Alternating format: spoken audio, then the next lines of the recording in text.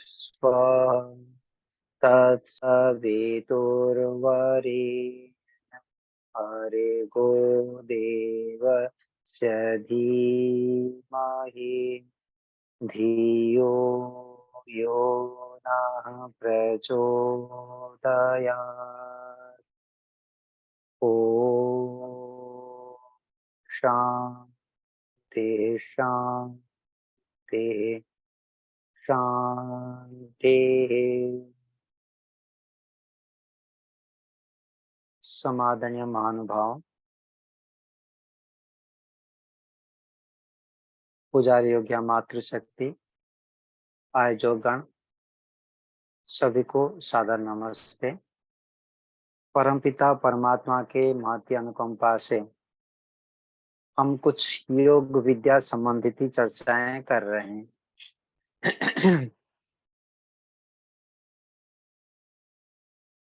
महर्षि पतंजलि ऋषिकृत योग दर्शन के आधार पर और संस्कृत भाष्य में जो भाष्यकार है ऋषि व्यास जी के आधार पर हम कुछ पहला पाद समाधि पाद के कुछ सूत्रों को भाष्य के आधारित समझने के प्रयास किए। 27वां सूत्र तक हम पहुंच चुके हैं। तो उसमें जो सार तत्व रूप में चर्चा करने के लिए जाए तब कहा गया कि हम जैसे सामान्य योगी जनों के लिए यदि असंप्रदाय समाधि को प्राप्त करना चाहते हैं तो उस प्रकार से योगी को कहते हैं उपाय प्रत्यय योगी, अर्थात उपायों के माध्यम से मन को रोकना। योग चित्त वृत्ति निरुद्ध, विचारों को रोकना, अनावश्यक विचार को रोकना, आवश्यक विचार में एकाग्र होना और फिर एकाग्रता के पश्चात निरुद्ध अवस्था को संपादित करना, ध्येय पदार्थ को प्राप्त करना। तो उसमें जो श्रेष्ठ उपाय बता दिया गया कि ईश्वर प्रणिधानाद्वा। तो प्रश्न उठता है ईश्वर कौन है। तब ईश्वर के संबंधित ही चर्चाएं हम 2 दिन से कर रहे हैं।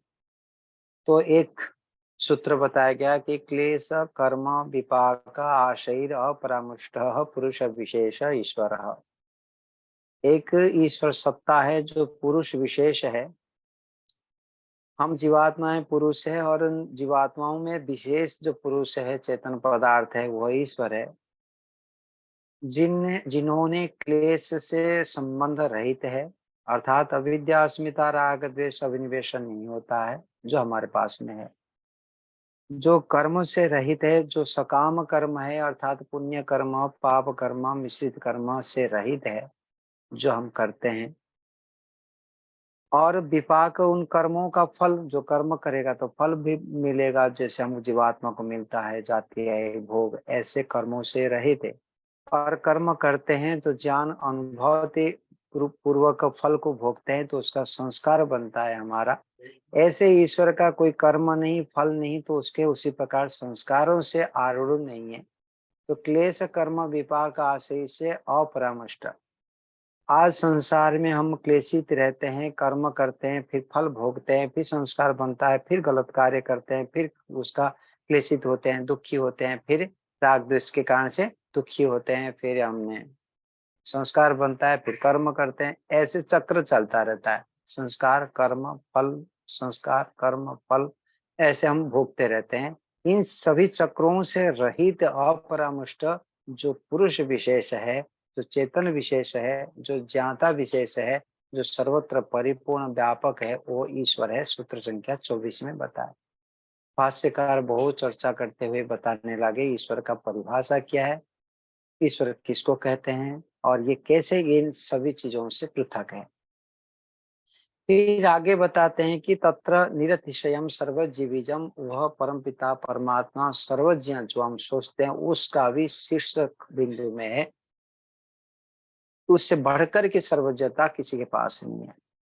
आगे बताते हैं वही हम सभी का गुरु है। स एष पूर्वेशम अपि गुरु कालेन अनवेक्षदात। किसी भी काल में वो गुरु से रहित नहीं हो सकते। गुरु पना जो है अर्थात ज्ञान देने वाले में रहित नहीं हो सकते। उसको सुंदर रूप में भाष्यकार ने बताया संक्षेप में। कि किसी भी काल में भूत हो, भविष्यत हो, वर्तमान हो, किसी भी काल में, किसी स्थिति में वो परिवर्तनशील नहीं होते हैं। अनादिकाल से वो हम सभी का गुरु है और आगे भी रहेंगे। वो ज्ञान उनके पास नित्य रहता है और उनके ज्ञान से ही हम जीवात्माएं ज्ञानवान बनते हैं। वह हम कुछ जान पाते हैं, अविद्या को दूर कर पाते हैं। ऐसे परमपिता परमात्मा जो सर्वत्र परिपूर्ण है, हितैषी है, हमारे रक्षक है, उसका मुख्य नाम तस्य वाचकः प्रणवः। तो उसका मुख्य नाम ओम है, प्रणव है। वाच्य वाचक किसको कहते हैं, ईश्वर किसको कहते हैं, प्रणव किसको कहते हैं, इन दोनों में संबंध क्या है? दो प्रकार के संबंध को बताया। एक सांकेतिक संबंध होता है, एक यौगिक संबंध होता है। जो सांकेतिक संबंध में, जैसे कि संसार में हर वस्तुओं को हम जीवात्माएं नैमित्तिक प्राणी होने से किसी ना किसी ने सीखा है। सिखाते हुए संकेत किए कि बेटा ये तेरे पिताजी है, ये तेरे घर है, तेरी ये पुस्तक है, तेरे ये वस्त्र है, ये बढ़िया है, ये चीज का नाम ये है, ये सूर्य है, चंद्रमा है। ऐसे परमपिता परमात्मा भी संकेत से जान दिए हैं। ऐसे ही परमपिता परमात्मा ही हमको पिता पुत्र के समान जो संबंध जोड़ता है, जैसे पिता पुत्र के प्रति संबंध जोड़ता है, ऐसे ही हमारे परम पिता परमात्मा के साथ संबंध है। सांकेतिक संबंध है, जो शब्द प्रमाण कहो, वेद के ज्ञान कहो। तो हर शब्दों का अर्थ के संबंध करने वाले ईश्वर ने वो स्वयं अपना परिचय भी दिए है। आशा है इस यहाँ तक आपको सारे समझ में आया होगा। अभी आगे के पाठ हम पढ़ना चाहेंगे। यदि ईश्वर है तो अपने स्थान में है, अपने बड़ापन अपने पास में है, तो उनसे हमारा क्या संबंध है, और इसके ईश्वर के प्रणिधान करने से हमारा क्यों शीघ्रता पूर्वक क्लेशों को नष्ट करते हुए, अविद्या को नष्ट करते हुए ईश्वर को प्राप्त कर लेंगे, व मुक्ति को प्राप्त कर लेंगे, कैवल्य को प्राप्त कर लेंगे। ऐसा क्यों? असंप्रदाय समाधि को सिद्ध कर लेंगे, ऐसा कैसे? तो बताना चाहते हैं। भाष्यकार प्रश्न भूमिका रूप में रखते हैं कि विज्ञात वाच्य वाचकत्वस्य योगिनः तत् जपस्तदर्थ भावनम। उस परमपिता परमात्मा के योगी व्यक्ति जो प्रणव है, जिसको ईश्वर व प्रणव वाच्य वाचक संबंध है, अर्थात ईश्वर नामक सत्ता और जिसका नाम ओम है, उस विशेष रूप में जो ओम का नाम बताया गया, ऐसे क्यों बताया गया, उसको जानने वाला जो योगी व्यक्ति होता है वो क्या करता है, आगे बताते हैं। तत् जप तदर्थ भावनम। तत् जप, उसका जप, किसका? उस ईश्वर का। किस नाम से? उस वाचक नाम से। खाली ओम बोलने से नहीं होगा। तद अर्थ भावना भावनम। उस ओम नामक जो नामी है, ईश्वर है, उसके भावना, अर्थात उसका रक्षण आदि जितने गुण है, सर्वरक्षक है उसका गुण, वो उसके सर्वव्यापकता उसके गुण है, चेतनता उसका गुण है। तो इसी प्रकार से जो ईश्वर की भावना है, अर्थात उस ओम नाम के नाम से उसका जो अर्थ है रक्षक, और उसके भावना जो सत्ता किस प्रकार से रक्षक है, इन रक्षक आदि गुणों का जो चिंतन करना चाहिए, भावनम चिंतन करना चाहिए। सूत्रार्थ समझ में आ गई। जो योगी व्यक्ति होता है उस परम पिता परमात्मा के ओम नाम से जप करता है, जिससे उसका अर्थ भी करता है, उसके भावना भी करता है। भाष्य पढ़ते हुए फिर इसका प्रैक्टिकल करने के प्रयास भी करेंगे, कुछ संभव हो तो भाष्यकार ने क्या बताते हैं। प्रणवस्य जपः प्रणवाभिधेयस्य च ईश्वरस्य भावनम। प्रणव का जप करना है और प्रणव प्रणव अभिधेयस्य, प्रणव ओमकार का जप करना है, बार बार स्मरण करना है, बार बार आवृत्ति करना है, इसको जप कहते हैं। और प्रणवाभिधेयस्य अर्थात प्रणव के अभिधेय वाच्य का जो अर्थ है, जिस वस्तु को हमने प्रणव कहते हैं, जिस सत्ता को हमें प्रणव कहते हैं, इसको कहते हैं प्रणव का अभिधेय से। उस प्रणव के स्थिति को, मतलब सत्ता को, उसका सत्तात्मक उस चीज को, अर्थ को। फिर आगे खोलते हैं ईश्वरस्य, ईश्वर की भावनम, भावना करना। भावनम, भावना मतलब भावना करना, ध्यान करना, उसको ध्यान करनी चाहिए। तो पंक्ति क्या बताए कि प्रणवस्य जपः प्रणव अभिधेयस्य स ईश्वरस्य भावना। इतने खाली बता दिए। वो भावना मतलब भावना करना चाहिए, उसका स्मरण करना चाहिए, उसको आवृत्ति में ध्यान करना चाहिए। तदस्य योगिनः प्रणवम जपतः प्रणवार्थश्च भाव भावयतः चित्तम एकाग्रम संपद्यते। तदस्य योगिनः प्रणवम जपतः, उस योगी व्यक्ति ने प्रणव का जप करते हैं, योगी पुरुष का जो चित्त में प्रणव का जप करता है, जपतः। प्रणवार्थम, प्रणव के शब्द का जो अर्थ है, सत्ता जो है वो ईश्वर है।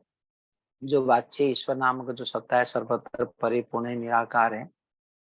उसका भाव यतः, भावना करते हुए, एकाग्रम, पूर्णता एकाग्रता को संपादते, संपादन करता है। तथा च उत्तम, आगे श्लोक बताना चाहते हैं। श्लोक पढ़ने से पहले हम इतने को समझना चाहेंगे। शब्द, अर्थ, भावना किसको कहते हैं? जैसे शब्द हम कहे कि लेखनी, हाँ? लेखनी शब्द, ल एकार लेखनी, उस लेखनी शब्द का एक अर्थ हमारे अंदर में संकेत, मन में, संस्कार में विद्यमान है, जिसको हम लेखनी कहते हैं। दिमाग से आगे जिससे हम लिखते हैं उसको लेखनी कहते हैं। तो जैसे कि ये वस्तु है, ये लेखनी हो गई। तो ये जो सत्ता को, ये सत्ता का शब्द से हमने क्या कहेंगे, इसको लेखनी कहेंगे। और इस लेखनी, जब पेन जो लेखनी है, शब्द एक अलग हो गया, ये सत्ता एक अलग हो गया। जो लेखनी जो बोले शब्द, ये शब्द अलग, ये अर्थ अलग हो गए, वस्तु हो गई। अभी ये वस्तु क्या चीज है, समझने के प्रयास करें, ये लेखनी क्या चीज है। तो आपको मन में आएगा ये वास्तव में लेखनी क्या चीज है। ना, एक प्लास्टिक से बना हुआ होता है, उसमें इंक रहता है, उसमें लिखा जाता है, इसका आकार इतनी होता है और ये ऐसे ऐसे लेख कार्य करता है। तो इस लेखनी का जो गुण, लंबाई, चौड़ाई, गुण में 24 गुण होता है वैशेषिक दर्शन में, रूप रस गंध स्पर्श आदि। तो इनमें परिणाम गुण है, स्पर्श गुण है, रूप गुण है, ये गुण सारे हो गए।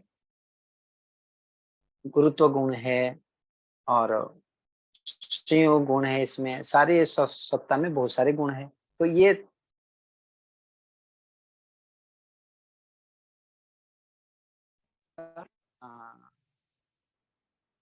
कर्म, अर्थात जो कर्म करता है, ये क्या कर्म करता है, लिखने के कार्य करता है, लेखनी, जिसमें कागज में लिखा जाता है।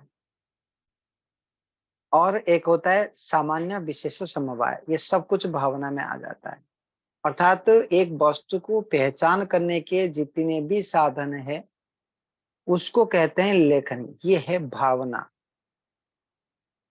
अर्थ तो सत्ता हो गई, भावना उसके कैरेक्टर संबंधित जो हम जानते हैं, हमारे पास में जितनी भी जानकारी है वो है उसका भावना। जैसे मैंने कहा कि पिता, पिता ये शब्द हो गए। पिता कहते ही एक सत्ता के पास बोध होता है, हमारे पिता अमुक व्यक्ति है। उस सत्ता के अंतर्गत जो भावनाएं बना है, जो ये हमको खिलाए पिलाए, हमको रक्षा किए, हमारे लिए घर द्वार मकान बनाए, हमारे लिए सारे व्यवस्था किए, ये सारे चीज जो आ जाता है, जिस सत्ता को बोध करने के लिए, समझने के लिए सत्ताएं होती हैं, जो चीजें होती है, ये उसके भावना है। ऐसे ही परमपिता परमात्मा एक सत्ता है, जो चीज है, जिसका नाम ओम है। और उसका भावना जो होता है, ओम शब्द का जो अर्थ है ना, ओम शब्द का अर्थ रक्षक है, सर्वरक्षक है। सर्वरक्षक किसको कहते हैं? शब्द तो हो गया, हमको समझ में भी नहीं आ गया सर्वरक्षक किसको कहते हैं। जो रक्षा करते हैं, सभी प्रकार से रक्षा करते हैं, उसको सर्वरक्षक कहते हैं। अभी भावना नहीं बना। अर्थ तो है कि प्रभु आप सर्वरक्षक है, और सर्वरक्षक का अर्थ भी हमको पता है कि रक्षा करने वाला है, और भावना वो नहीं बन पाता है। भावना बनाने के लिए वो रक्षा इस प्रकार से ऐसे रक्षा करता है, और इसको हमने कई बार आवृत्ति किया हो कि ऐसे ऐसे रक्षा करता है, तो वो समूह रूप में एक भाव उत्पन्न होता है कि बहुत बढ़िया है, कि ये बड़ा व्यक्ति है, क्योंकि इस प्रकार से हमको ये रक्षा किया हुआ है।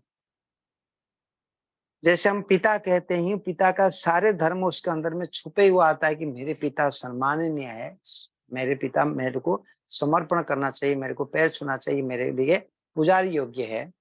ऐसे ही ईश्वर की सत्ता में भी बोध होगा कि ऐसे महान है, इस प्रकार से रक्षा किए हैं, हमारे को अनेक प्रकार के साधन देते हुए रक्षा किए। चक्षु नहीं होता, अंधे हो जाता तो कितने दुख होता है, उन दुखों से रक्षा किए चक्षु देकर, ऐसे वाणी देकर, ऐसे हाथ पैर देकर, ऐसे बुद्धि देकर, ऐसे वेद ज्ञान देकर, ऐसे सूर्य प्रकाश देकर, ऐसे जल देकर, ऐसे वायु देकर। तो ये सारे जो जानकारी हो रही है,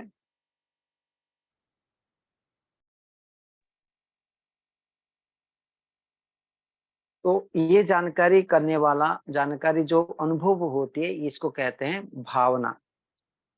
तो भावना समझ में शायद आने लगा होगा कि वस्तु के अर्थ होता है कुछ, सत्ता का बोध होता है कुछ, और बोध के पीछे जो बैकग्राउंड में रहता है उसको कहते हैं भावना। जैसे गायत्री मंत्र पढ़ते हैं, ओम भू, हे प्रभु आप प्राणों से भी प्रिय है, बोल दिए। अभी प्राण को भी पता है प्रिय किसको कहते हैं पता है, तब वो भी प्राणों से प्रिय भी बोल दिए, ये अर्थ भी हमको एक सरल शब्द हो गया।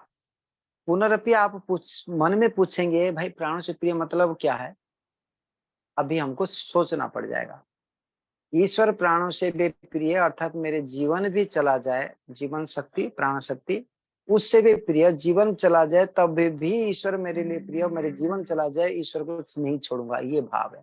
देखो, ये भावना है कि ईश्वर प्राणों का प्रदाता होने से ये प्राणों से प्रिय है, ईश्वर प्राणों के संचालन करने से ईश्वर मेरे प्राणों से प्रिय है, ईश्वर प्राणों का प्रदाता है और संचालक है, रक्षक है, प्राणों का निर्माता होने से भी प्राणों से प्रिय है, और जीवन प्राण मेरे चला जाए तब भी ईश्वर मुझे छोड़ते नहीं है, मुझे लेके दूसरे शरीर प्रदान करते हैं। सदा मेरे पास में रहने से प्राण भी धोखा देता है, चला जाता है, तो ईश्वर कभी जाते नहीं है, इसलिए मेरे प्राणों से प्रभु आप प्रिय है।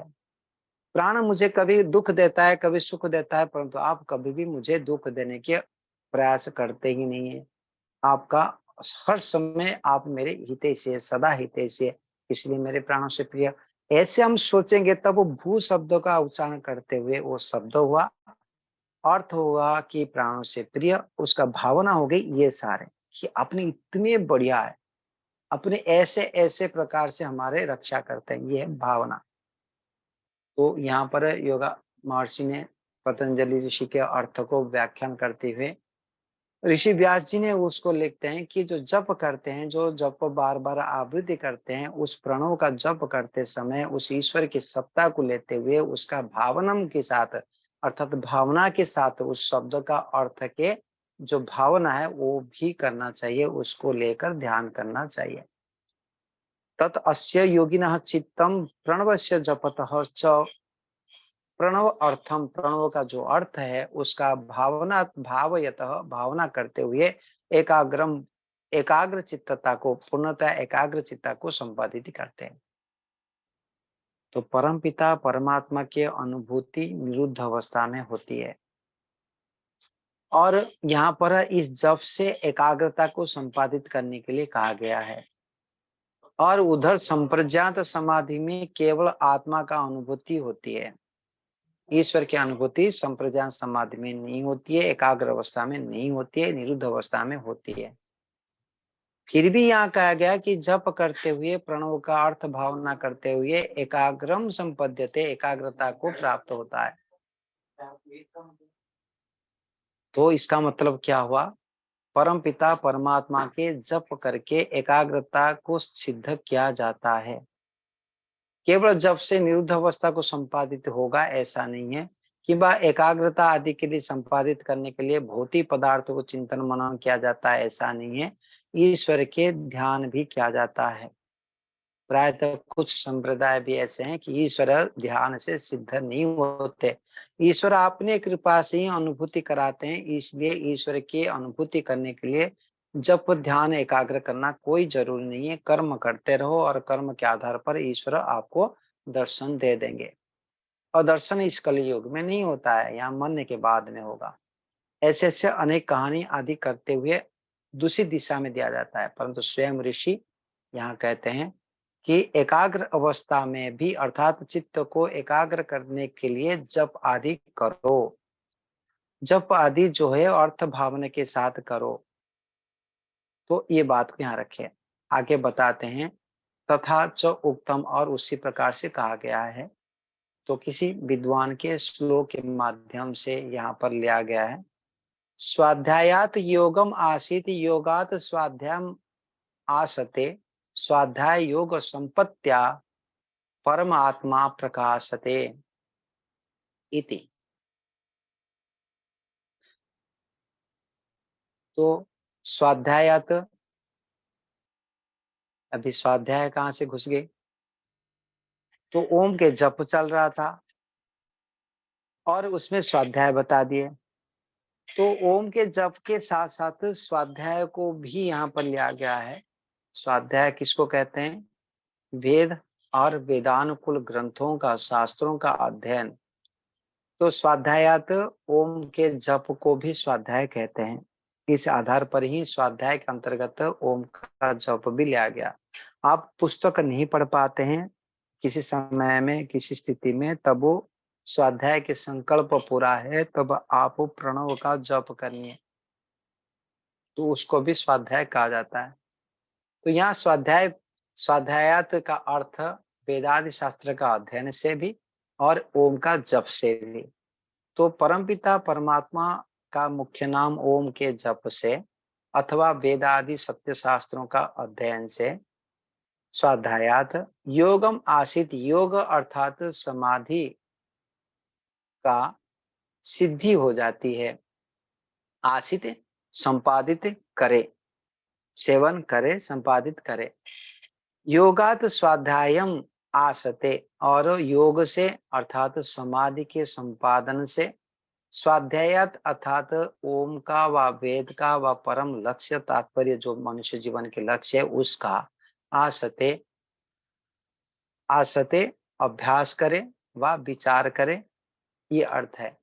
तो ये हो गए क्या, क्या हम अर्थ किए? यदि परम पिता परमात्मा के उपासना से योग को सिद्ध करे और योग से ईश्वर की सिद्धि करे, दोनों एक दूसरे के परिपूरक है। ये स्पष्ट हो गए कि यदि ओम का जप आदि करते हैं तब वो ईश्वर के अभिमुख और गति करते हैं, उसी प्रकार के संस्कार बनता है, उन संस्कार से कर्म बनता है।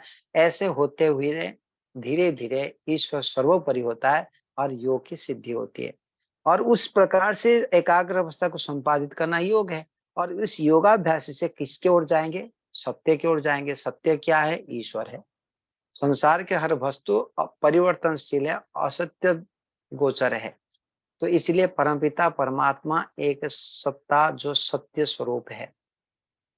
तो सत्य को योग से सिद्ध होता है, समाधि से सिद्धि करने के लिए प्रयास करते हैं।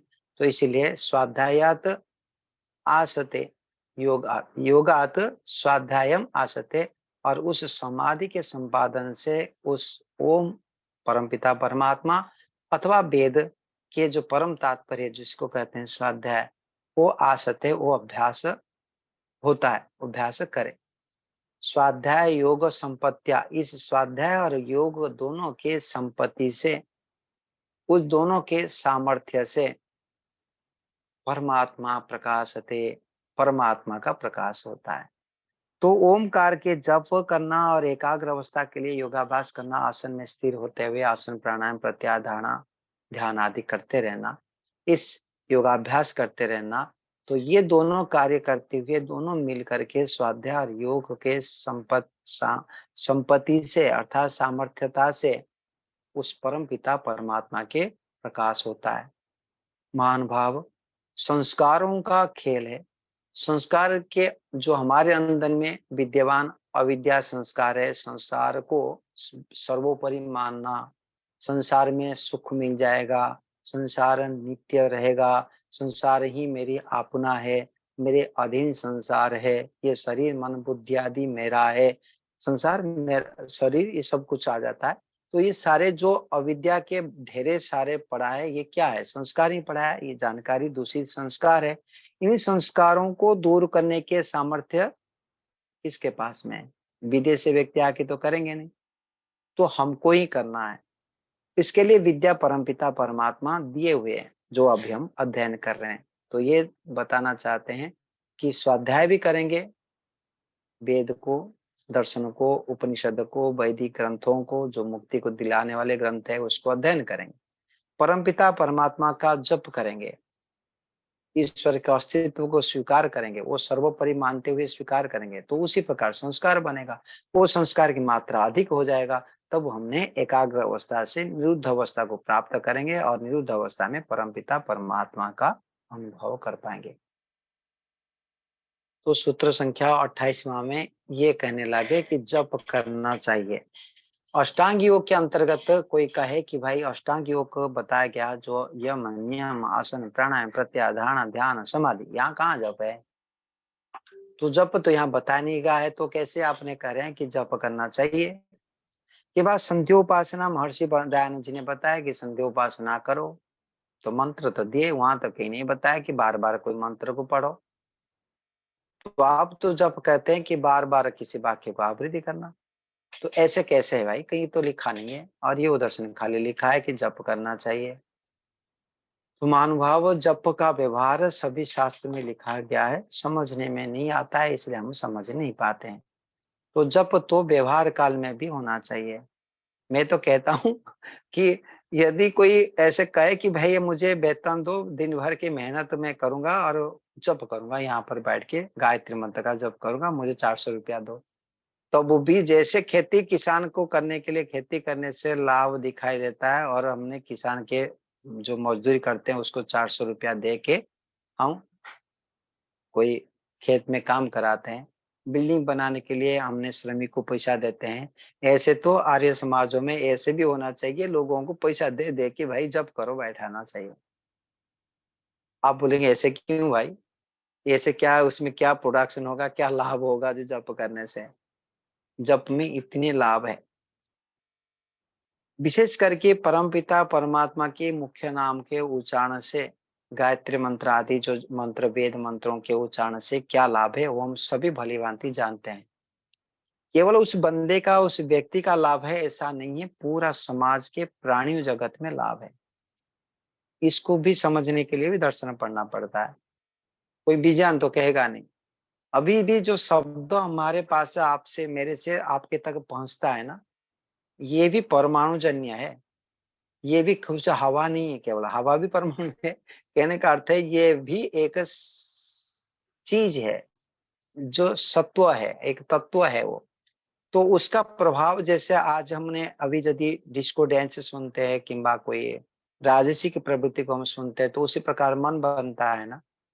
ऐसे ही यदि हम जिस प्रकार से शब्दों को हम सुनते हैं, उसका प्रभाव हमारे पर पड़ता है, अर्थात उस प्रकार से मस्तिष्क में परमाणु का परिवर्तन हो जाता है।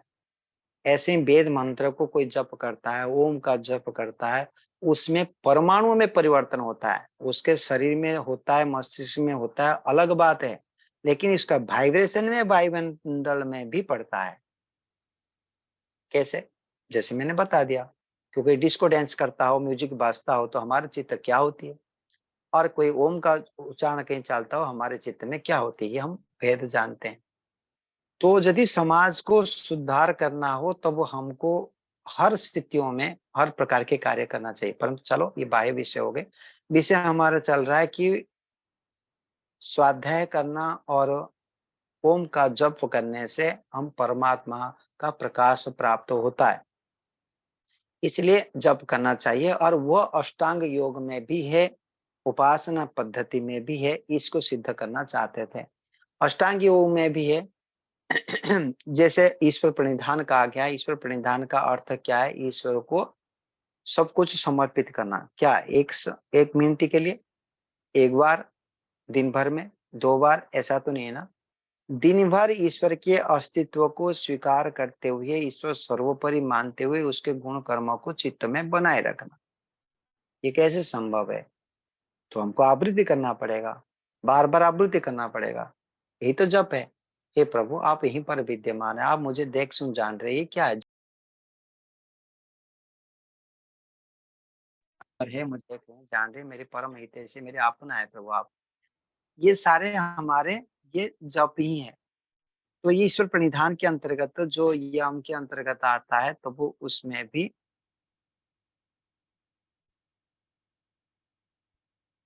सॉरी नियम के अंतर्गत आता है, वो भी एक प्रकार के जप ही है। स्वाध्याय भी आता है, वो भी जप के अंतर्गत आ गई। तो अष्टांग योग में आ गया। अभी संध्योपासना में भी हमने बताते हैं, हे ईश्वर दयानिधे। तो जप करने के बाद करते हैं, तभी तो जप के बाद हमने समर्पण करते हैं समर्पण मंत्र में। तो इस हेतु से भी जप करने के विधान है। आगे भी हमको बताया जाएगा जप करने से लाभ क्या है, और भी आगे बताएंगे। आगे बढ़ते हैं सूत्र संख्या 29 में। किं च अस्य भवति, सूत्र संख्या 29 में बताते हैं, ततः प्रत्येक चेतनाधिगमोप्यंतर भावा अपि अंतराय भावाश्च। उस जप से क्या लाभ है इसको बताना चाहते हैं। महान भाव जब कर्म करते हैं उसके फल मिलेगा नहीं, ऐसा तो नहीं है ना। कर्म करते हैं तो फल निश्चित रूप में मिलता है। तो उस योगी को क्या होता है जब वो जप करता है, निरंतर जप करता है। कुछ भी शक्ति नहीं है ना हमारे पास है, कोई भी साधन नहीं है हमारे पास में, घर मकान भी नहीं है, शरीर है तो हम जप कर सकते हैं, निरंतर कर सकते हैं। आंख खराब हो गई तब भी जप कर सकते हैं, बोलने की सामर्थ्य नहीं है तब भी जप कर सकते हैं। तो ये सामर्थ्य होते हुए यदि किया जाता है तब भी संभव है। तो इसलिए महानुभाव जपों का अधिक महत्वपूर्ण है। तो इसलिए हमको जप करने के लिए प्रयास करते रहना चाहिए, अधिक से अधिक ये ओम का जप करें, गायत्री मंत्र का जप करें, जो भी ईश्वर को समर्पित करने योग्य वाक्य है उससे हम जप कर सकते हैं। हे प्रभु आप सच्चिदानंद स्वरूप है, सत्य स्वरूप है, आप यहीं पर है, विद्यमान है, वर्तमान है, चेतन स्वरूप है, आप सब कुछ जानते हैं, मेरे अंदर में क्या है, मेरे बाहर में क्या है, मैं क्या कर सकता हूँ, कितने सामर्थ्य, कितने कुसंस्कार है, कितने साधन है मेरे पास, वो सब जानते हैं। और कैसे दूर किया जा सकता है वो भी जानते हैं प्रभु। सत चित आनंद स्वरूप है, जो मैं आनंद के लिए जीवन भर तड़प रहा हूँ। जन्म से लेकर अभी तक मैंने यही कार्य करा, मुझे आनंद मिले। सुबह जागरण से लेकर शयन तक यही मुझे आनंद मिले, इस पुरुषार्थ से चलता हूँ दिन रात। तो ऐसे आनंद आपके पास भरपूर है, जो मेरे पास में नहीं है।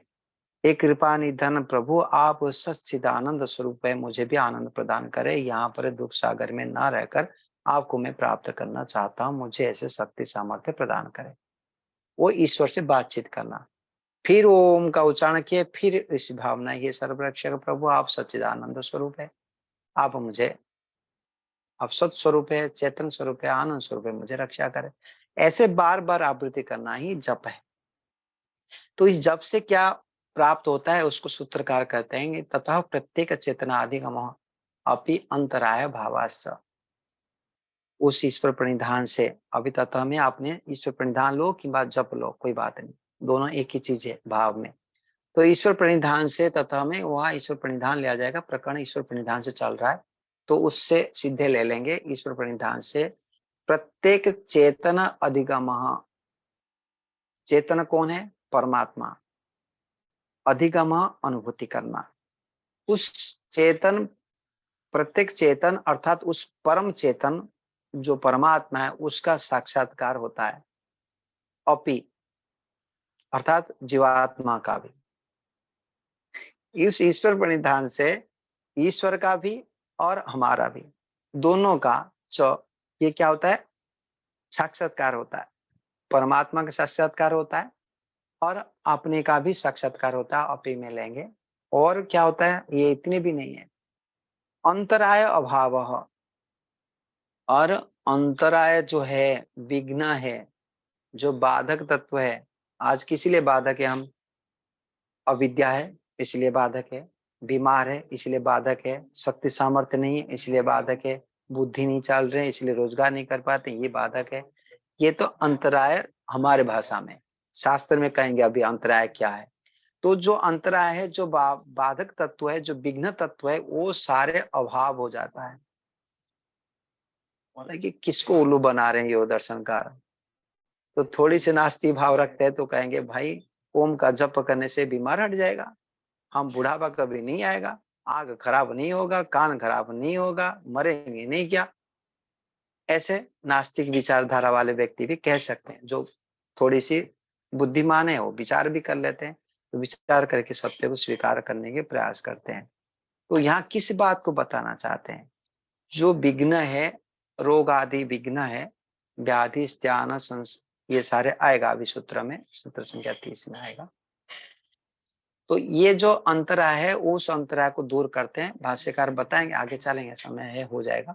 तो आगे इस भाष्यकार ने क्या बताते हैं, पढ़ते हैं। ये तावत अंतरायः व्याधि प्रभृतयश्च प्रभृतयः ते तावत ईश्वर प्रणिधानात् न भवन्ति। महर्षि व्यास जी ने भी उसको आवृत्ति करके सुंदर रूप में रख लिए कि भाई जब तक आपने ये ईश्वर प्रणिधान करते रहेंगे तो वो व्याधि आदि प्रवृत्ति से आप रहित हो जाएंगे। व्याधि आदि अंतरायों से जो योग के विघ्न है, ते तावत वे तो ईश्वर प्रणिधान से न भवती नहीं होता है, अर्थात योग में योग आचरण करेंगे तब वो आपको व्याधि आदि नहीं होगी।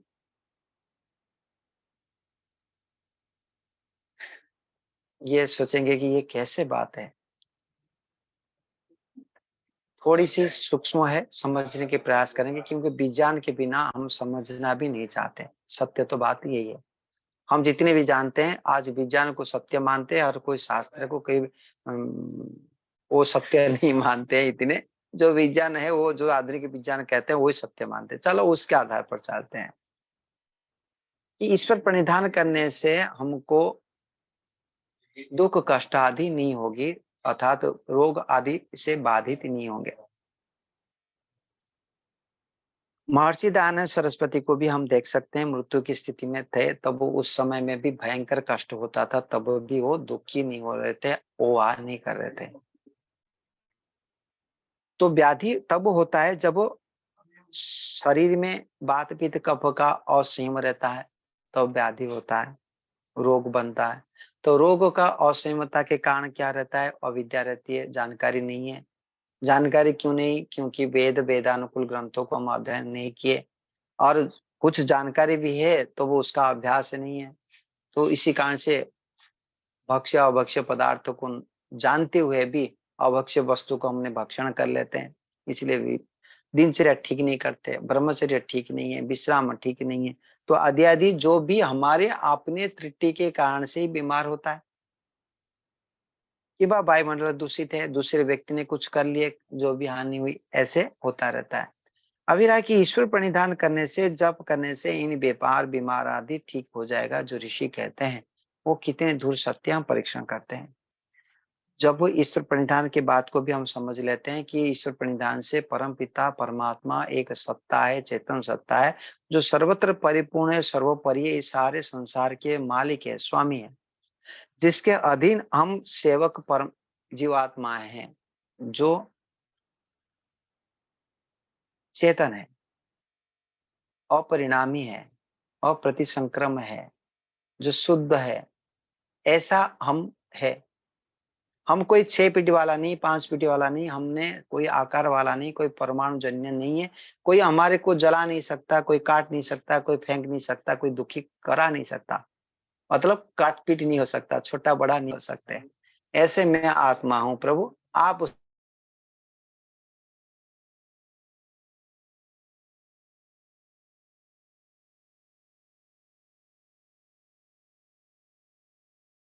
जो कुछ मेरे पास में है, जो कुछ जो कुछ मेरे पास में है वो तो मेरा नहीं है, और जो कुछ मेरे पास में वो सारे आपका है।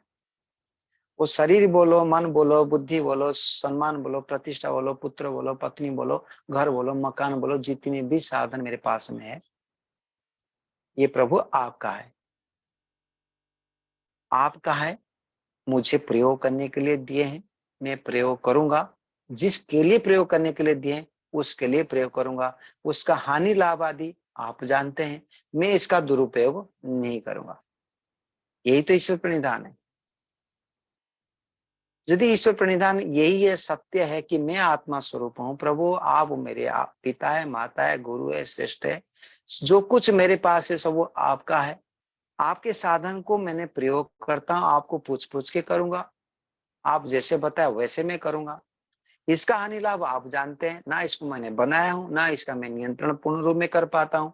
शरीर का, मन का, बुद्धि का पूर्ण नियंत्रक हम नहीं है, उसका मालिक हम नहीं है। मालिक तो कोई दूसरे है। हमको प्रयोग करने के लिए विधि बताया गया, प्रयोग करने के लिए बताया गया, हम प्रयोग करते हैं। उसका दुरुपयोग करते तो छीन के ले लेते हैं, अच्छे प्रयोग करते हैं तो उसको पुष्ट रखते हैं, सहयोग करते हैं उसका, और उत्साह बढ़ाते हैं, साधन को मजबूत करते हैं। वो ईश्वर की व्यवस्था है और ईश्वर की संपत्ति है।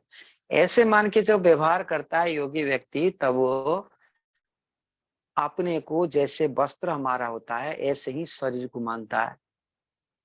मैं गुरुकुल में रहता हूँ, मैं संस्था में रहता हूँ, संस्था हमको वस्त्र देता है, तो ये वस्त्र हम संस्था का मानते हैं, मेरा हम नहीं मानते।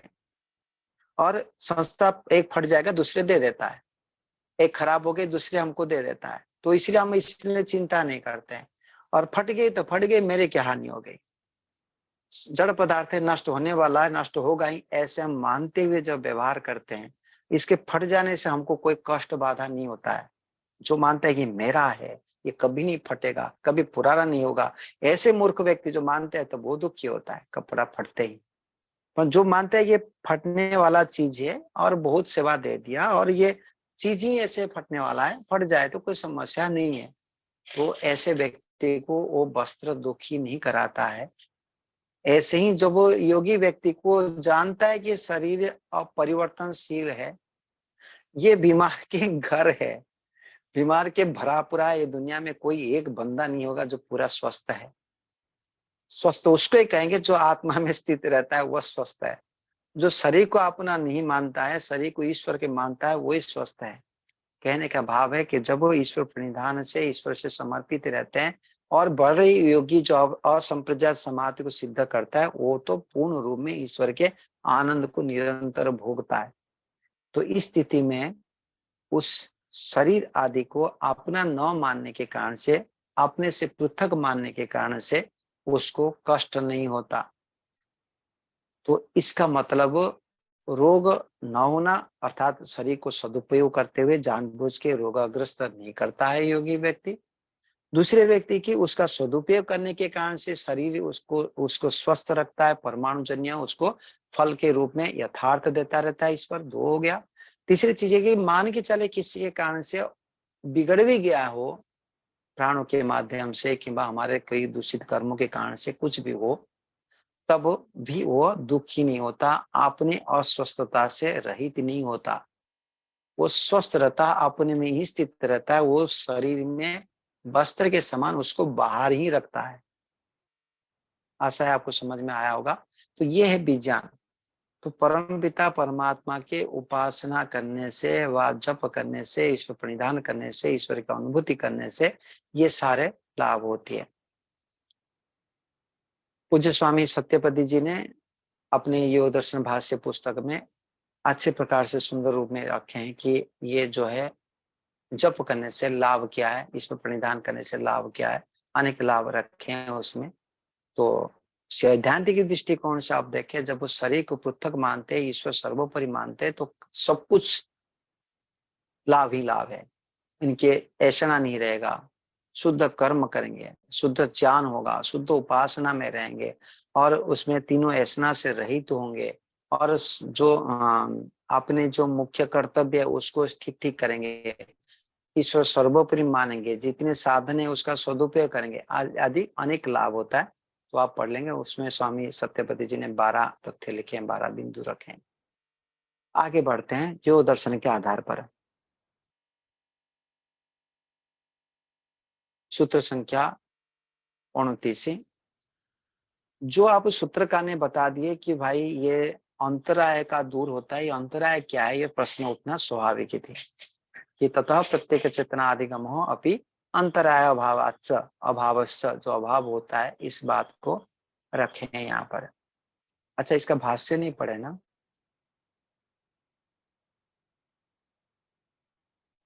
हाँ नहीं पढ़े, भाष्य पढ़ते हैं। भाष्य कहते हैं ये तावत अंतराह व्याधि प्रवृत्ति प्रवृत्तयस्स तावत ईश्वर प्रणिधानात् न भवति, ईश्वर प्रणिधान से ये नहीं होता है।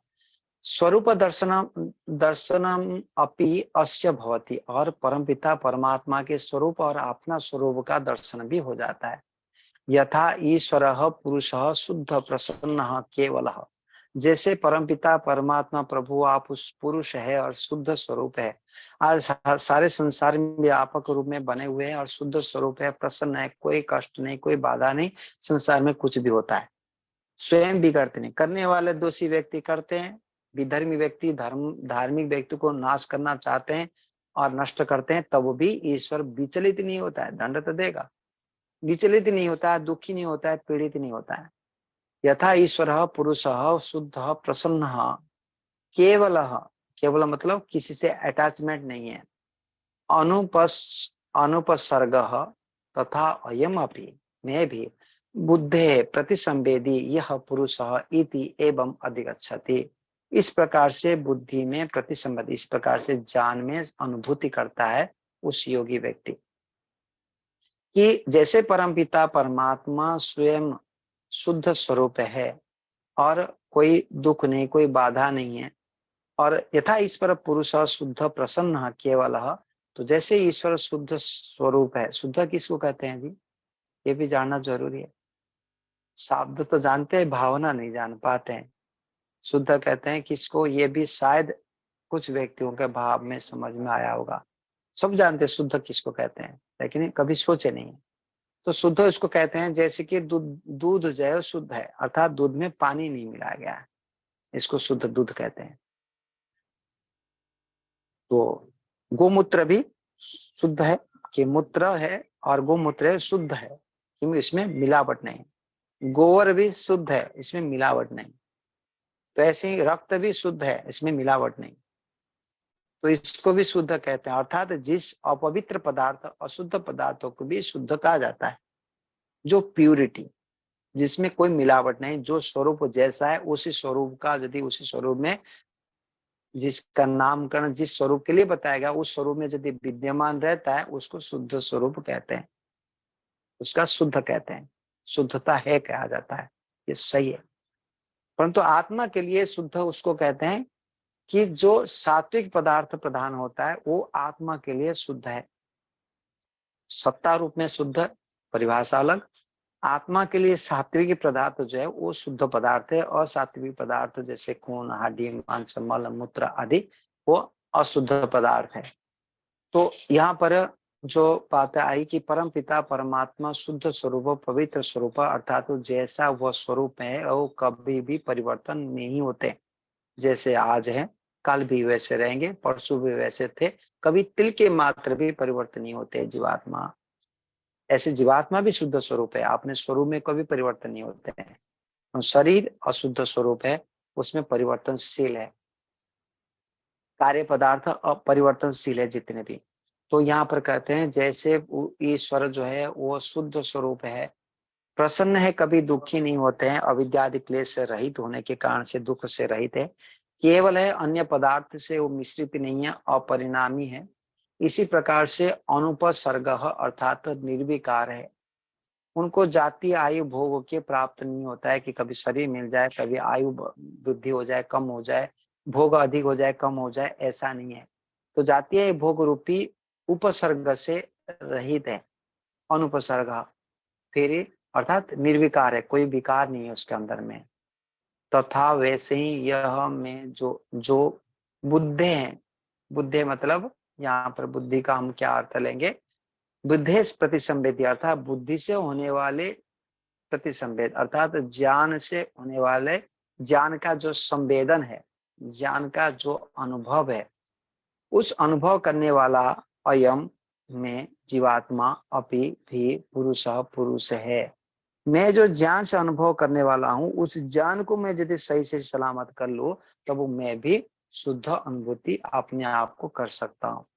तो इसलिए बता अयम जीवात्मा अपि पुरुष इति, एवं इस प्रकार से अधिगच्छति, अपने स्वरूप का बोध करने लगता है, साक्षात्कार करने लगता है, किससे, ईश्वर प्रणिधान से। अभी सूत्र की भूमिका आकार में बताते हैं। अवतरणिका अथ के अंतराय, ये चित्त से विक्षिप्ता, जो चित्तों को विक्षिप्त करने वाले जो बाधक तत्व है वो चित्त का कौन कौन है। के पुनः ते क्रियंतो वायते, और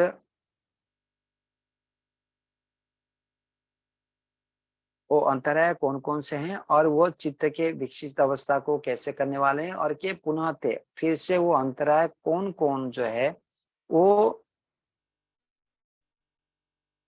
कियंत और किस प्रकार से, इति किस प्रकार की ये है, ये आगे कहते हैं सूत्र संख्या 30 में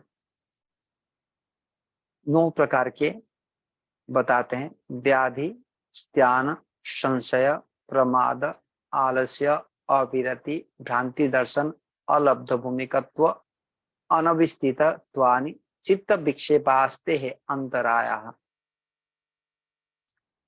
ये 30वां सूत्र में 9 प्रकार के व्याधि, स्त्यान आदि, इन 9 प्रकार के अंतराय जो चित्त विक्षेप अवस्था को लाते, चित्त विक्षेपा, जिससे चित्त विक्षेप होते हैं, ते ये अंतराय, ये 9 प्रकार के अंतराय।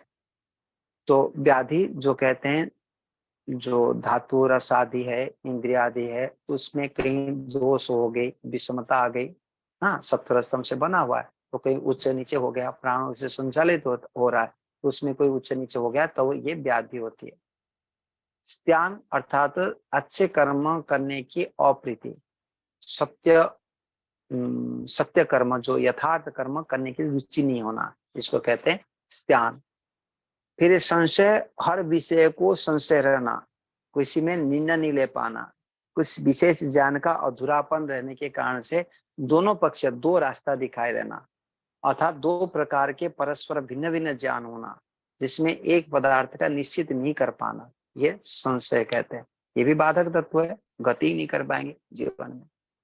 फिर प्रमाद अर्थात जो धर्म कार्य, यम नियम आदि का समाधि पर्यंत जो साधन है योग करने के लिए, उन साधनों का आचरण न करना, करेंगे बाद में करेंगे, अभी नहीं, यह प्रमाद, छोड़ो करते हैं, करने की रुचि तो नहीं है, एक हो गया वो स्त्यान है, किसी कार्य को करने की इच्छा नहीं होना, दूसरे को उसको ढीला मानना, ये दूसरे व्यवहार रूप है, तो ये हो गए प्रमाद। अभी आलस्य आता है, तो व्याधि, स्त्यान, संशय, प्रमाद, आलस्य। आलस्य अर्थात शरीर में, चित्त में तम गुण की प्रधानता हो चुका है, तो चित्त में जो भारीपन है, जिसके कारण से योगाभ्यास करने के इच्छा नहीं होता है, सोने की इच्छा है, भोगने की इच्छा है, तो इस प्रकार से भावना जो है तमोगुण प्रधानता से, ये आलस्य कहते हैं। अविरति, अविरति अर्थात वैराग्य के अभाव, वैराग्य के अभाव अर्थात विषय भोग करने के राग, खा लो, पी लो, देख लो, छू लो, छू लो, ऐसे जो भावना होता है, ये वैराग्य का अभाव से अविरति। भ्रांति दर्शन अर्थात विपरीत ज्ञान, जो वस्तु जैसा है वैसा अनुभूति ना करते हुए विपरीत ज्ञान की अनुभूति होना। अलब्ध भूमिकत्व अर्थात कोशिश करते हुए भी समाधि का, किसी भूमि का, किसी स्थिति का प्राप्त नहीं करना, अर्थात समाधि की प्राप्ति न होना, कोशिश कर रहे हैं, हो नहीं पा रहा है, तो ये अलब्ध भूमिकत्व। अनवस्थितत्व अर्थात समाधि प्राप्त होने पर भी वो स्थिति में नहीं रहना, वो हिल जाना, नष्ट हो जाना। हो गया गिनती में, व्याधि, स्त्यान, संशय, प्रमाद, 4 हो गए। प्रमाद, आलस्य, अविरति, भ्रांति दर्शन, अलब्ध भूमिकत्व, एक 9वां हो गया अनवस्थित। तो ये सारे अनवस्थितत्वानि, इन सभीयों का चित्त विक्षेपा, चित्तों को विक्षेप करने वाले कारण होते हैं। ते अंतराय, यही अंतराय है, यही बाधक तत्व है हमारे। तो चित्त के योग के 3 चित्तों की स्थिति में योग के बाधक तत्व है। तो ये चित्त के विक्षेप हो जाएगा तो बाधक बन जाएंगे, तो इस बात को भाष्यकार रखते हैं। तो करे इसको, बड़ा है थोड़ा, चलो कर लेते हैं थोड़े बहुत। तो जो भी है ये सामान्य आकार में सूत्र में हमको समझ में आ रहा है, परंतु ये समझना है कि ईश्वर प्रणिधान करने से ये सारे अंतराय नष्ट हो जाएगा। बीमार तो एक विषय को हमने सोचने के प्रयास किए थे, साथ साथ ये सारे नष्ट हो जाएगा। ये योग दर्शनकार प्रमाणों से सिद्ध करेंगे। हम समझने के प्रयास करेंगे तो हमारे बुद्धि में भी समझ में आ ही जाएगा।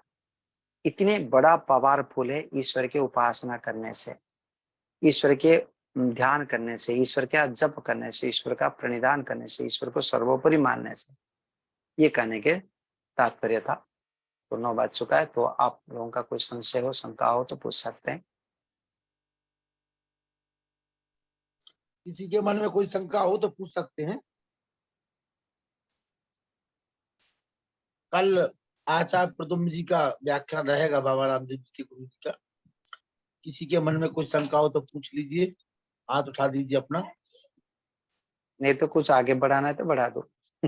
सूत्र के भाष्य ऊपर कर लो, 30वां कर दीजिए, सूत्र के। पूरा कर दीजिए, समय है अपने पास में, आप अपना उसी में कर दीजिए जी। अच्छा है ना, चलो। मैंने तो 9 बज गया बोल के बंद करा था।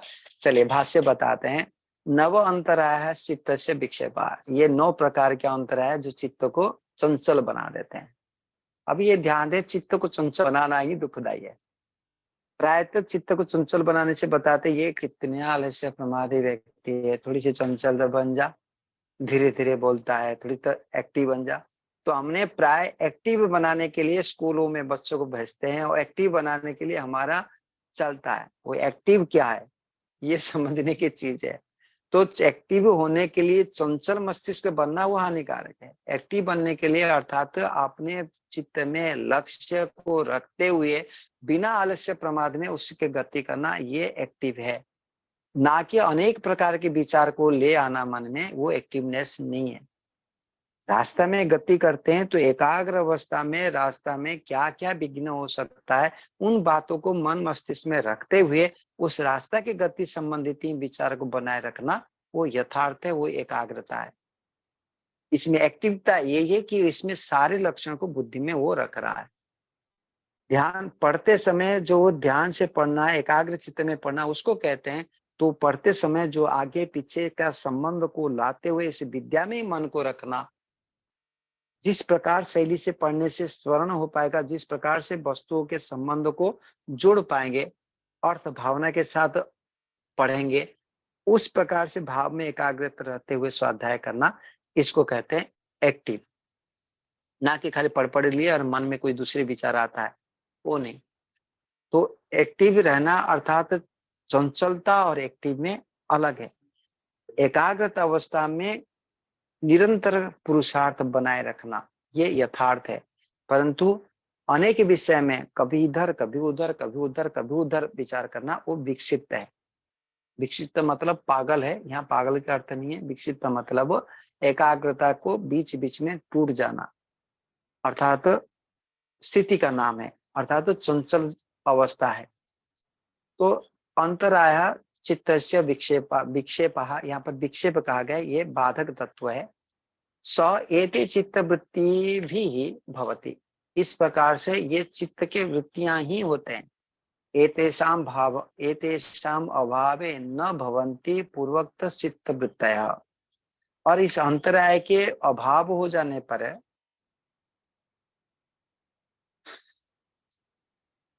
तो एते चित्त भवति स भवन्ति, मतलब वो एते चित्त वृत्ति भी स भवन्ति, ये चित्त वृत्ति के साथ होते हैं। एतेषाम अभावे, इन विघ्नों के अभाव होने से, एतेषाम मतलब विघ्न लेनी, इन विघ्नों के अभाव पर पूर्वकतः, जो पूर्व में जो चित्त वृत्ति कहा गया था, प्रमाण प्रमाण आदि जो चित्त वृत्ति कहा गया, इन प्रमाण आदि चित्त की वृत्तियां का न भवति, नहीं होते हैं। तत्र धातु रस एक विषम्य, तो ये बताना चाहते हैं उसमें जो धातु आदि रस आदि जो विषम्यता है,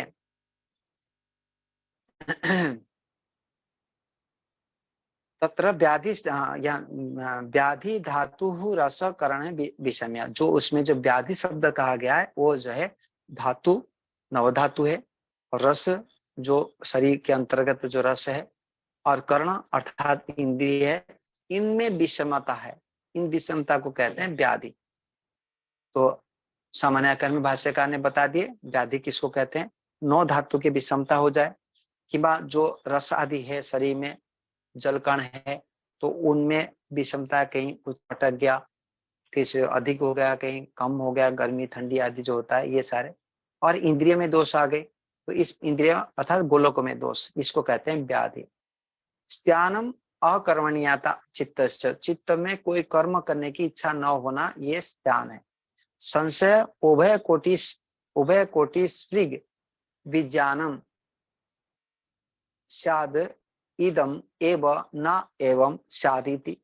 तो संशय कहते हैं उभय कोटि को स्पर्श करने वाला जो ज्ञान है, इस तरफ है कि इस तरफ है, ये करो कि ना करो, ये है कि नहीं है, ऐसे से बोध करता है, इसको कहते हैं संशय। प्रमाद समाधि साधनानाम अभावम, प्रमाद इसको कहते हैं समाधि के साधना के अभाव, अर्थात समाधि लगाने के लिए जो यम नियमासन प्राणायाम प्रत्याहार धारणा ये लगाने की इच्छा न होना। आलस्यम कायस्य चित्तस्य गुरुत्वाद प्रवृत्ति ही, आलस्य कहते हैं जो शरीर के व चित्त के दोनों के भारीपना लगना, काम करने के लिए इच्छा नहीं होना, उसको कहते हैं आलस्य। अविरति चित्तस्य विषय संप्रयोगात्मा गर्ध, अविरति होता है चित्त के विषय के प्रति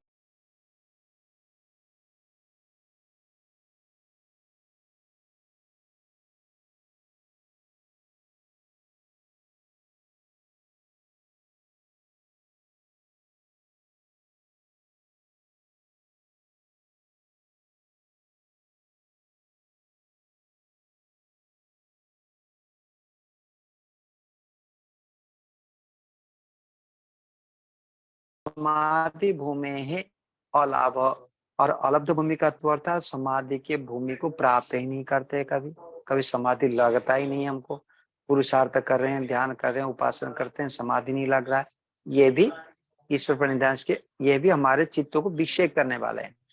अनवस्थितत्व लब्धायाम भूमो, जो अलब्ध चित्त,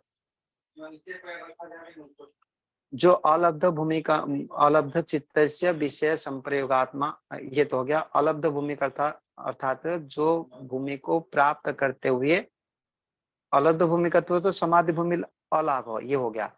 अनवस्थितत्व लब्धया भूमहु चित्त से अप्रतिष्ठा, जो एक बार प्राप्त होते हुए, लब्धया प्राप्त होते हुए उस भूमि में चित्त का अप्रतिष्ठा नहीं रहना, अर्थात समाधि लगा और टिका नहीं, चला गया।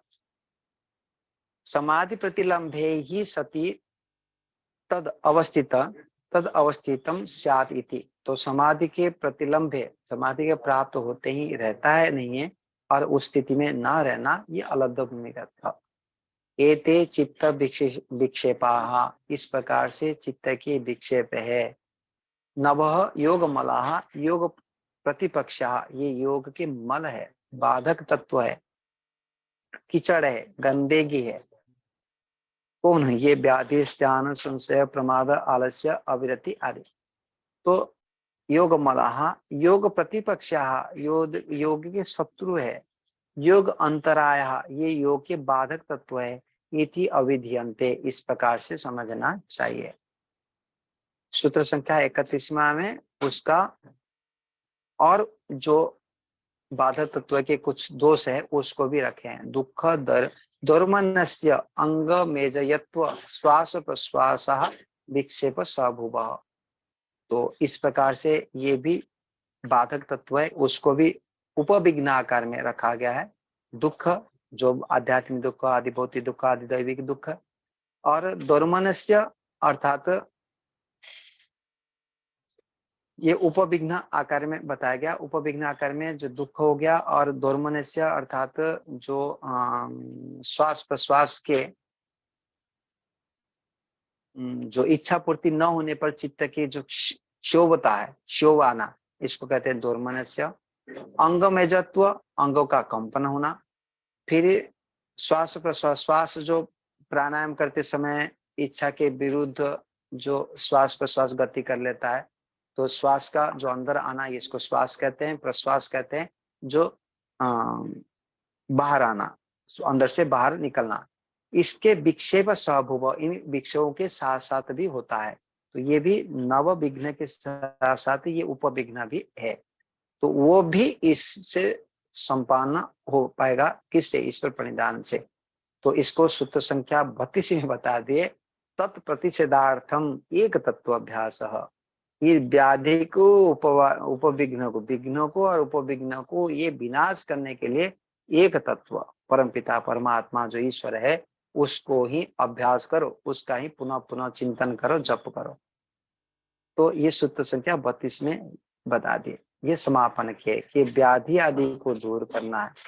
पहले बता दिए जप करने से समाधि को प्राप्त करेंगे और उस जपों से, इस संविधान से ही, ईश्वर के इस एक तत्व के अभ्यास से ही, उस ईश्वर के ध्यान से, ईश्वर को लक्ष्य मानते हुए कार्य करने से ही इन व्याधि संशय आदि जितने भी दूर हो पाएगा। ये विज्ञान है। अधिक विचार करते हुए अधिक आकार में हमने सोच सकते हैं। तो परमपिता परमात्मा से प्रार्थना करते हैं, हे प्रभु हम कैसे शक्ति सामर्थ्य प्रदान करें। तो इन चीजों को समझते हुए, विज्ञान पूर्वक जानते हुए अपने व्यवहार में लाने के प्रयास करें। इति ओम शांति।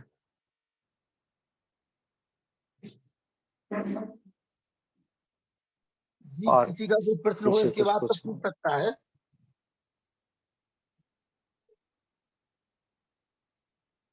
प्रेम सत्यवा जी पूछ रहे थे।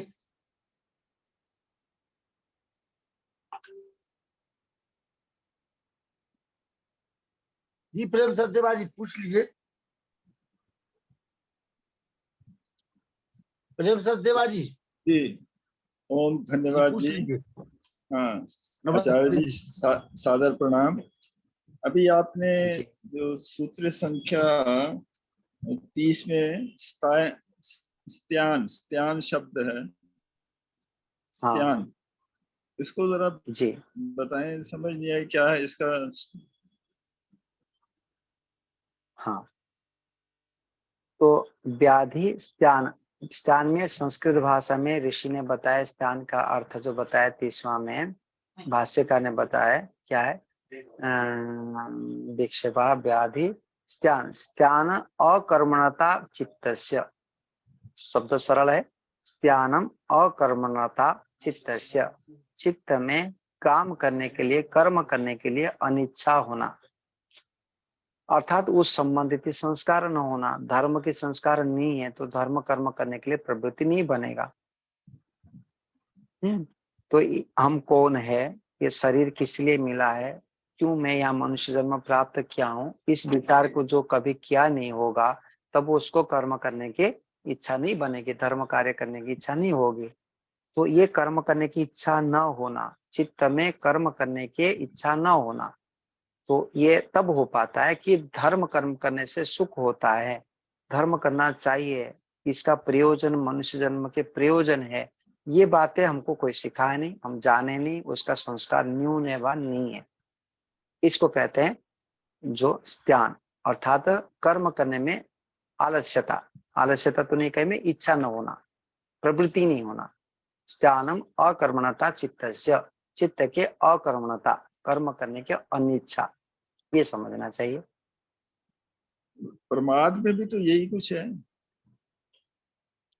हाँ, प्रमाद में आलस्य, प्रमाद, प्रमाद में मां भूल जाना, जानते हैं कर्म करना चाहिए और भूल जाते हैं। शराबी व्यक्ति शराब पीने से हानिकारक है, शराब नहीं पीना चाहिए, जानता है, लेकिन शराब अड्डा के पास जाते हैं भूल जाता है, ये प्रमाद है। ईश्वर की उपासना सुबह शाम को करना चाहिए, 5:30 बजे उपासना करना चाहिए, परंतु हम भूल गए। मुझे स्वाध्याय करना चाहिए, हम भूल गए। मुझे झूठ नहीं बोलना चाहिए, भूल गए, जब आलम्बन पड़ा झूठ बोल दिए। तो ये है प्रमाद। संकल्पों को, इच्छाओं को धर्म अनुकूल लेने के लिए जो इच्छा थी उसको हमने भूल जाना, ये प्रमाद है। इसको ढीला छोड़ देना, ये सारे प्रमाद जी है। जो सुबह की जो उपासना है और शाम की हम्म, उपासना में बहुत फर्क है। सुबह जो जितना मन लगता है वो शाम को नहीं लग पाता है। सही बात है। तो सुबह का जो प्राणवायु होता है पृथक, ये तो अलग चीज होगी दूसरे का आरोप करने के लिए। बाकी हम जो जीवन में दिन भर में जो व्यवहार करते हैं वो यम नियम के विरुद्ध व्यवहार करते हो किंबा इस प्रणिधान कम करते हो किंबा हम लौकिक कामना से युक्त होते हो तब ईश्वर से हम विमुख होते हैं। तो कारण तो अवैराग्य की है। अभ्यास वैराग्याभ्यम तन्निरोध। तो हमारे पास अभ्यास की कमी है। इन योगाभ्यास के अभ्यास की कमी होने के कारण से दिन भर के जो कार्यों में उसके अभ्यास न करने के कारण से उपासना में बैठे तब भी नहीं हो पाता है। योगी व्यक्तियों को तो समय का कोई भेद ही नहीं होता है, वो हर समय जुड़े हुए रहते हैं।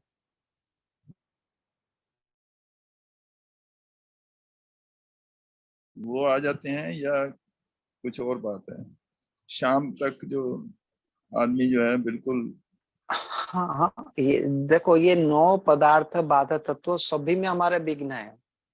तो सुबह नहीं आप होते जैसे इतने, जो व्याधि, शाम को इवनिंग में बहुत ज्यादा होते हैं हाँ समझ, बाधक।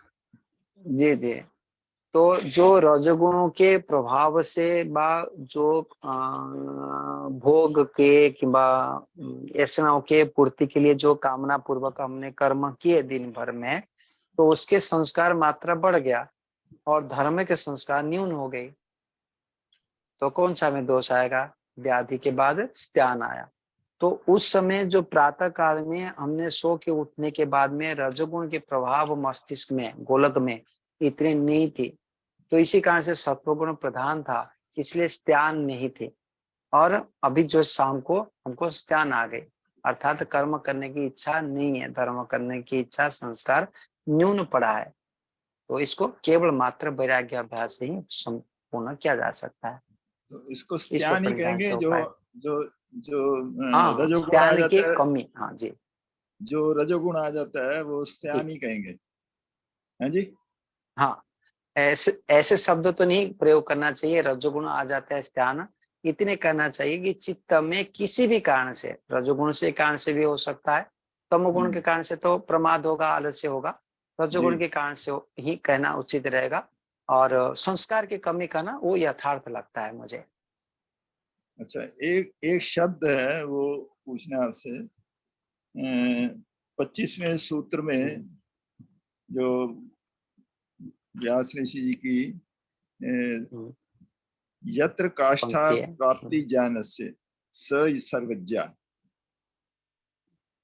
ये दूसरा पैरा है इसका, हाँ भाष्य तो, भाष्य का हाँ दूसरा समझ पैरा। गया। यत्र काष्ठा प्राप्ति ज्ञानस्य स सर्वज्ञ। हाँ हाँ, इसका अर्थात इसका मीनिंग जो बताएं। परिकाष्ठा, हाँ तो इसको काष्ठा होता है परिकाष्ठा, परिकाष्ठा मतलब अंतिम, लास्ट, ठीक है। परिकाष्ठा पिटाई कर करके अंतिम काष्ठा तक पहुंच गया, बताते हैं। यहाँ तो जैसे काष्ठा लिखा है, पिटाई करके, परिकाष्ठा तो नहीं लिखा है, हाँ, यहाँ काष्ठा है। काष्ठा का ही अर्थ ही परिकाष्ठा है, ये कहना अर्थ है। अच्छा काष्ठा जो यहाँ अच्छा, शब्द लिखा है उसका अर्थ परिकाष्ठा है, अंतिम सीमा।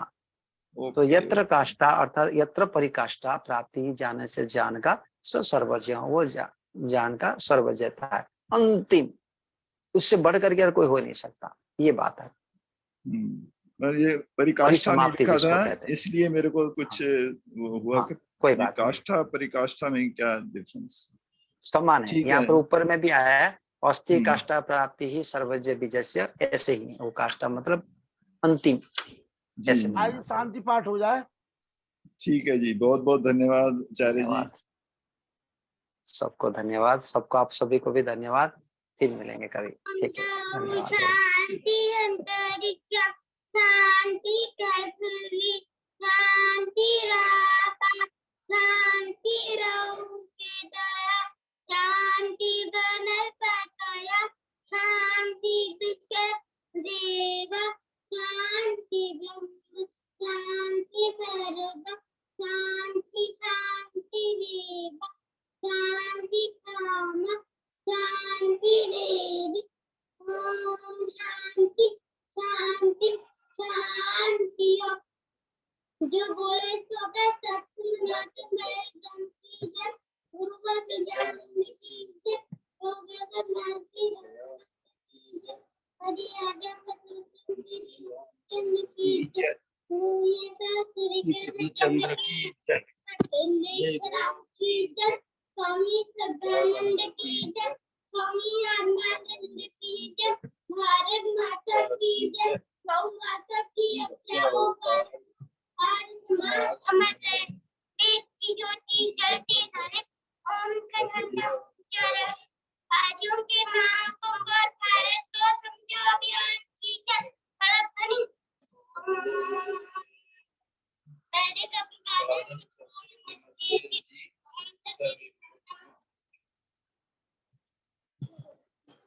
रजत जी को सादर नमस्ते। रजत जी को सादर नमस्ते। नमस्ते आचार्य जी। नमस्ते सबको, नमस्ते जी। शुभ रात्रि। कल बाबा रामदेव के गुरु जी का कार्यक्रम जरूर ध्यान से सुनिए आप लोग जी। जरूर।